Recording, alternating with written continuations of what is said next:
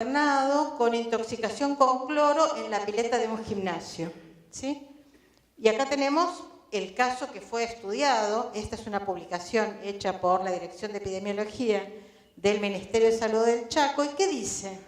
Dice que este chico, que tenía 26 años, estaba en la pileta y empezó a sentir alguna dificultad respiratoria porque hubo una pérdida en la válvula dosificadora del cloro de la pileta de natación. Fue atendido por el servicio de emergencias cerca de las 20 horas y luego de referir mejoría fue enviado a su domicilio. A las 8 de la noche consultó por primera vez a un servicio médico. Luego de eso consulta a un sanatorio privado donde había recibido un glucocorticoide y nuevamente fue enviado a su domicilio. Consultó, le hicieron unas nebulizaciones. Bueno, me siento mejor, bueno, andate a tu casa.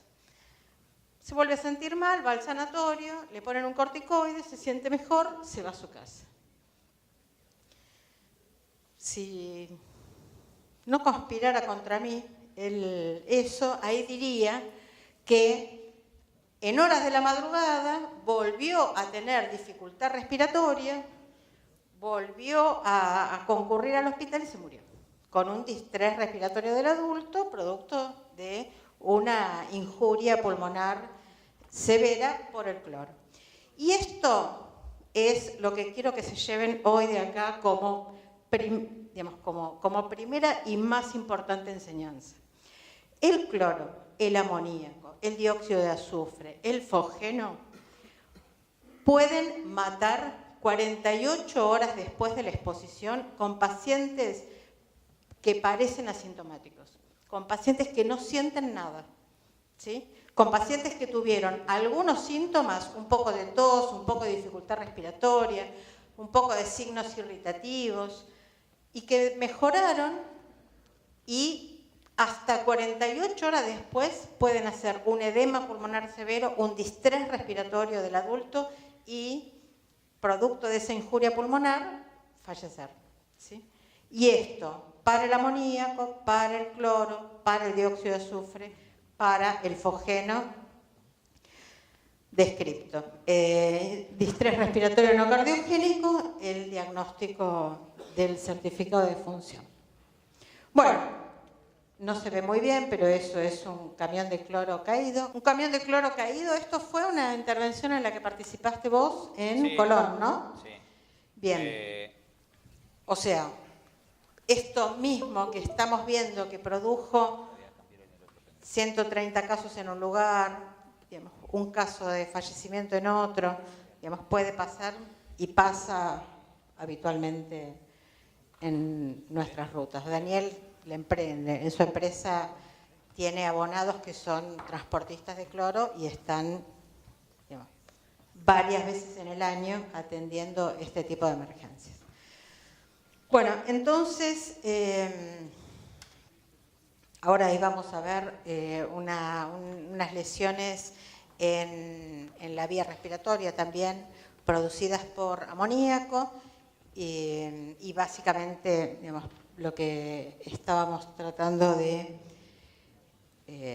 señalar es que estamos frente a gases que tienen un efecto local, digamos, no tienen toxicidad sistémica, no se van a absorber a través de los capilares sanguíneos pulmonares, no van a actuar en células que están alejadas del pulmón, pero la posibilidad de morir que produce esa lesión local hace que se clasifiquen, digamos, como para tener un panel naranja, que en el caso del cloro tiene un código de peligro 266 y en el caso del amoníaco 268, ¿sí? Esto tiene que ver con los puntos de corte que tiene la resolución 195, la de transporte, que dice, bueno, si tiene esta dosis letal 50, si tiene este daño, se clasifica como 6 o como 8. Bien, bueno, podemos ganar tiempo con algo. Revisen en esa bolsita que les dieron, tienen una ficha de datos de seguridad de cloro y una ficha de datos de seguridad de amoníaco. Algunos tienen la de cloro, me parece, y otros tienen la de amoníaco. Y tienen un cuestionario de 20 preguntas. ¿Lo encontraron? Y entonces vamos a hacer una cosa. Todos los que están sentados acá van a contestar las primeras 5 preguntas del cuestionario. Los que están sentados en el medio van a contestar las segundas 5, o sea, de la 1 a la 5 contestan ustedes, de la 6 a la 10 contestan los que están acá en el medio, de la 11 a la 15 contestan los que están acá, y los que están arriba, en los palcos, contestan desde la 16 a la 20. Son 20, ¿no? ¿No les dieron ese cuestionario? Entonces no vamos a poder hacer ese ejercicio que me salvaba. A ver, ¿quiénes lo tienen? Levanten la mano. Bueno, lo tienen muchos.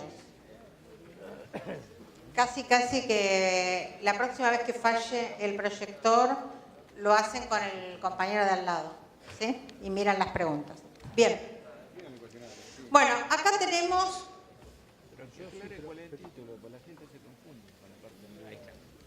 Ah, mirá cómo mejoró. Gracias.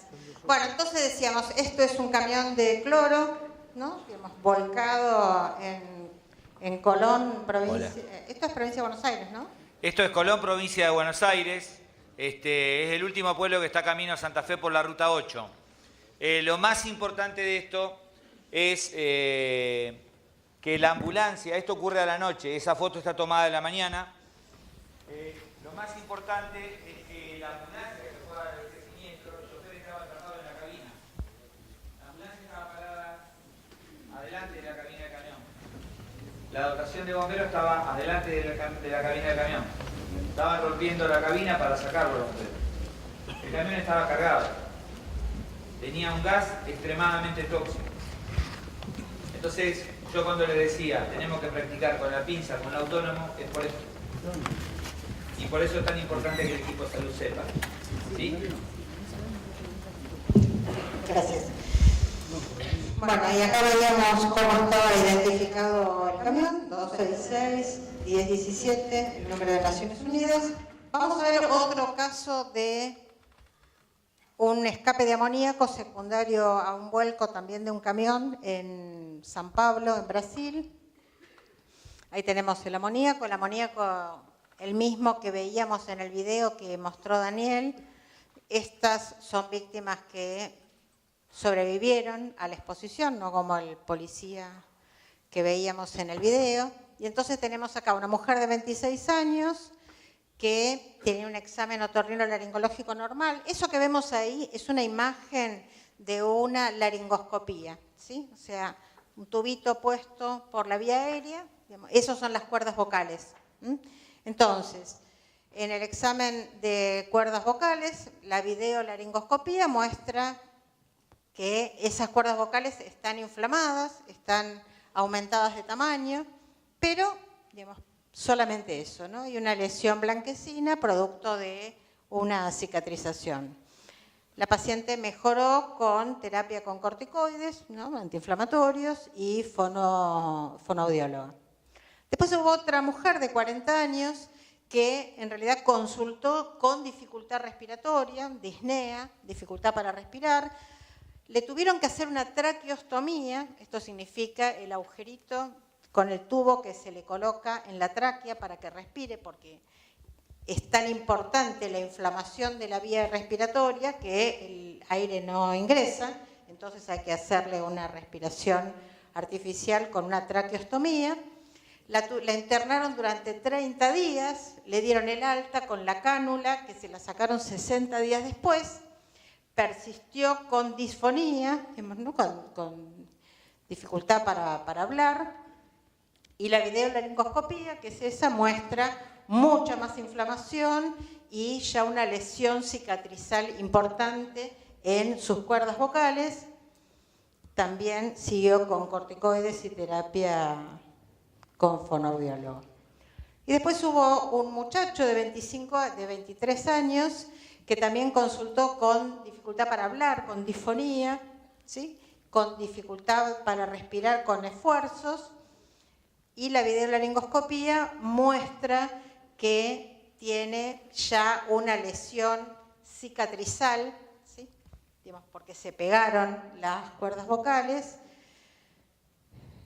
digamos, con una disminución del tamaño del orificio de la glotis, y bueno, a este chico hubo que operarlo para tratar de abrir, digamos, esas cuerdas vocales pegoteadas que le habían quedado 60 días después de la exposición.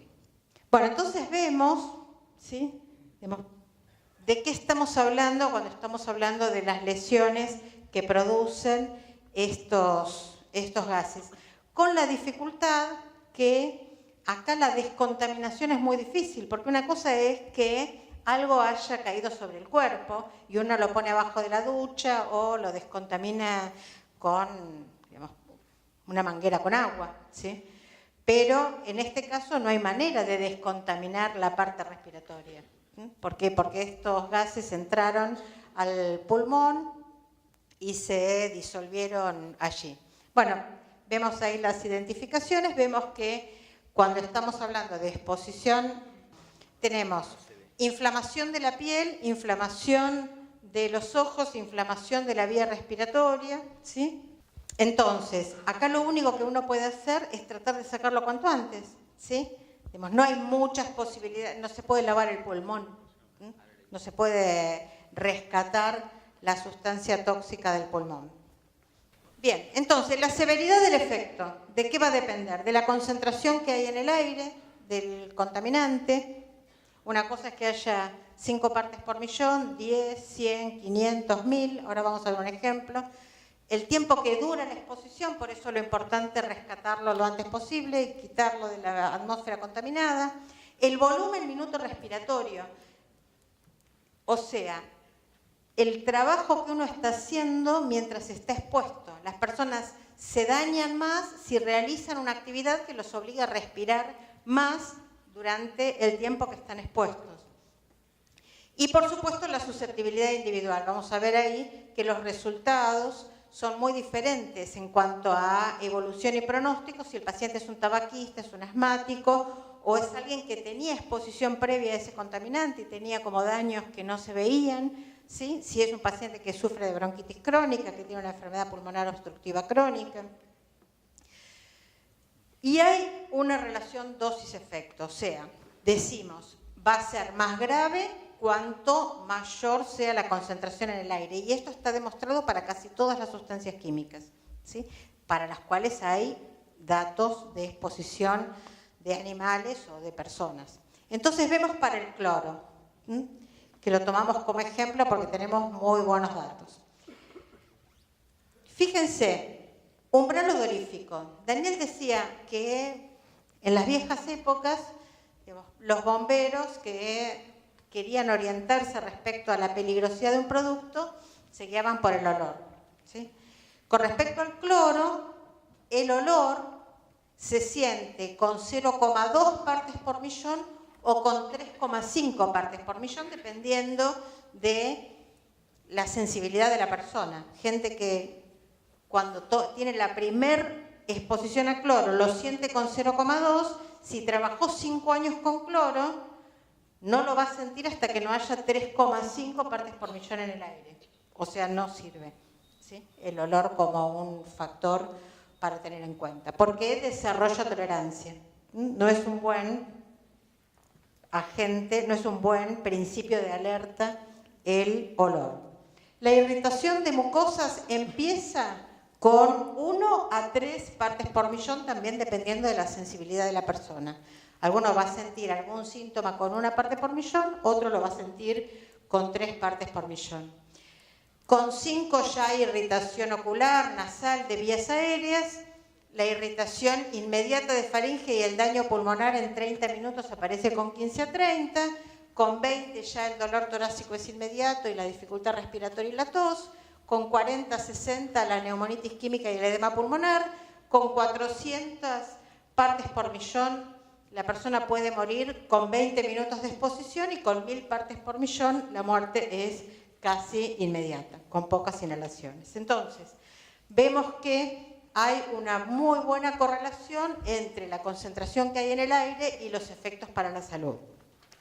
Esto es importante para establecer valores de referencia para el monitoreo, ¿sí? Los que trabajan con cloro estarán acostumbrados, imagino yo, a que haya dispositivos que monitorean cloro en el aire. ¿Es así?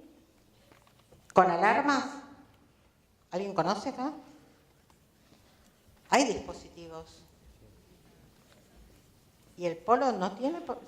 Después de lo que pasó con el cloro, tenían. Yo escuché eso. ¿Alguien puede ayudarme? ¿Hay monitores? ¿Pero no hay dispositivos fijos? Sí. ¿La alarma con qué concentración se dispara? ¿Cómo? ¿Con qué concentración dispara la alarma un detector de cloro? No hay. Detectores de cloro no tienen alarma. Sí hay detectores, pero no sé con qué concentración. Bueno, griten, porque no les puedo llevar el micrófono, porque si no... ¿Cómo? Con 5 ppm. Me parece un poco raro.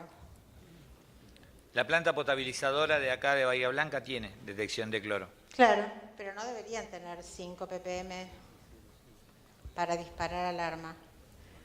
Porque las alarmas, a ver, ¿para qué sirven esos monitores? ¿Sí? ¿Para qué sirven esos detectores?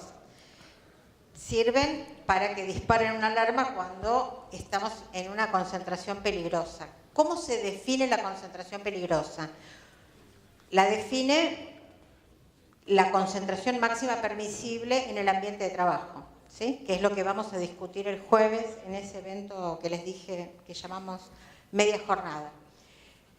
El Ministerio de Trabajo, allá por el año 2003, definió que 0,5 ppm de cloro era la concentración máxima permitida promedio, pero que se podía tolerar cortos periodos de tiempo, de no más de 15 minutos, de no más de 4 veces por día, separados por 1 hora entre cada uno, de hasta 1,5. Cuando existe un valor así, que es una concentración máxima permitida para cortos periodos de tiempo, o una concentración máxima permitida techo, estamos hablando de que en general eso es el tope para que se dispare una alarma. Porque por encima de ahí, hasta ahí se permite, por encima de ahí no se permite, ¿sí? Si por encima de ahí no se permite, hay que evacuar, ¿sí? O hay que quedarse a refugio en algún lugar, digamos, hasta que se solucione el problema. Entonces, para eso tenemos valores. Y eso lo sabemos porque sabemos cuáles son los efectos que se producen en esas concentraciones. Si tenemos un valor tope, ese valor tope tiene que ver con que alguien se tomó el trabajo de estudiar qué había pasado. Fíjense que el cloro hace más de 100 años que se usaba como gas de guerra, o sea que se sabe mucho sobre qué pasa con el cloro y qué pasa con 5 minutos de exposición, 10, 15, 1 hora, 50 horas. Entonces, en base a eso definimos concentración máxima permitida promedio, concentración máxima permitida a partir de la cual hacemos saltar una alarma, y después hay otro valor que es el IDLH o el IPBS, ¿sí? IPBS es la sigla en español, IDLH la sigla en inglés, y es inmediatamente peligroso para la vida y la salud. Que para el cloro es de 10. Y esto es muy importante. Y en realidad los únicos que pueden usar el IPBS o la IDLH son las brigadas internas de una fábrica o de un depósito o de una planta potabilizadora donde hay cloro y hay monitoreo de cloro. Hay monitoreo de cloro por detectores fijos o hay monitoreo de cloro por detectores portátiles. ¿La IDLH para qué sirve? La IDLH le dice al respondedor, vos te podés poner una máscara con filtro y estar media hora expuesto a esa concentración sin que eso signifique un problema para vos, para tu salud. Entonces, hay una emergencia, salta la alarma de que hay más de 1,5 en el ambiente. El respondedor no tiene que salir corriendo a ponerse un traje encapsulado porque hay cloro, y el cloro no solamente irrita la vía respiratoria, sino también le irrita la piel, y entonces hay que ponerse un traje encapsulado.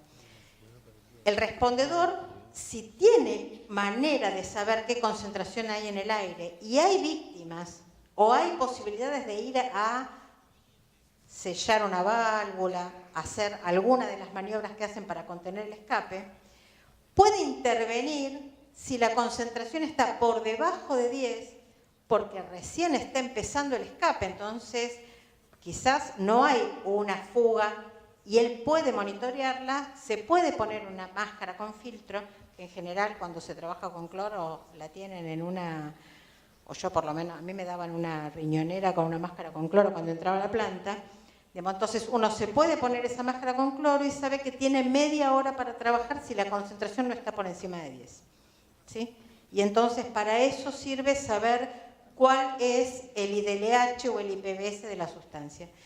Nadie puede conocer el IDLH y el IPBS de todos los productos químicos, por eso ningún bombero voluntario va a entrar a una planta y se va a poner a discurrir sobre el IDLH y la máscara con filtro. Digamos, en general se pone un equipo respiratorio autónomo y entra, digamos, ¿no? Porque no sabe, digamos, no tiene. Pero el que está dentro de la fábrica y conoce los equipos y sabe que están calibrados y puede confiar en ese equipo y solamente ahí hay cloro, amoníaco y alguna que otra cosa más, digamos, y tiene un procedimiento que esto, digamos, lo dice claramente, si saltó la alarma y si la concentración está por debajo de 10, podés trabajar media hora con una máscara con filtro y no demorar media hora más hasta que armás todo el dispositivo para ponerte un encapsulado y entrar a trabajar. Bien, entonces esto tiene que ver con que podemos medir efectos relacionados con concentraciones en el aire. Un dato que quería acotar era básicamente, sin saber mucho, ustedes van a las propiedades toxicológicas del producto y si tiene un número en IDLH que es muy chiquito, quiere decir que es como grupo embalaje 1. IDLH muy chiquitito es muy peligroso. Entonces eso les plantea, sin entender nada, IDLH, números muy pequeños, el producto es extremadamente peligroso. Y eso implica protección. Nada más. Bueno, entonces, volvemos. Habíamos dicho que estos gases tienen el problema de la fase latente sin síntomas. Entonces, podemos hablar no solamente de que hay casos leves, moderados y graves, sino que tenemos en la manifestación clínica una fase inmediata, una fase latente y una fase tardía. Porque dijimos que hasta 48 horas después la persona puede tener una afectación muy grave que lo puede llevar a la muerte.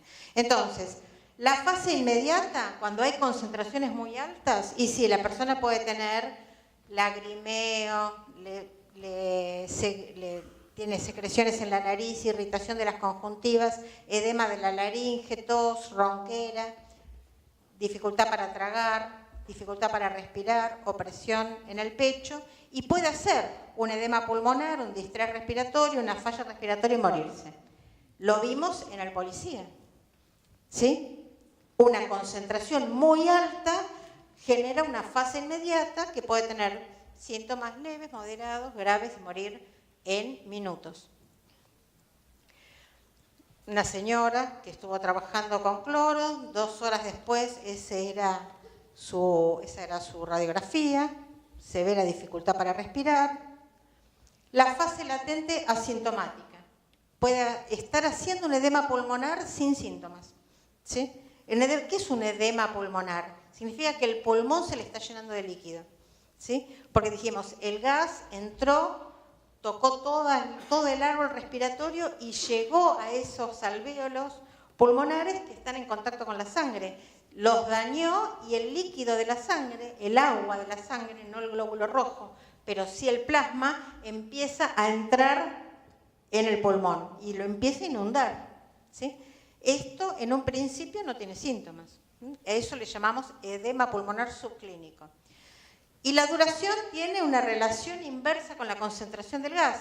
Si yo tenía mucha concentración de gas, esta fase es mínima y el policía en minutos se muere. Hace el edema pulmonar muy rápido y se muere, ¿sí? Entonces la concentración está inversamente proporcional, decimos, a la duración de esta etapa subclínica. Hay mucha concentración, la etapa subclínica casi no existe, ¿sí? La etapa latente casi no existe. La concentración es bajita, digamos, y me da tiempo a hacer todo esto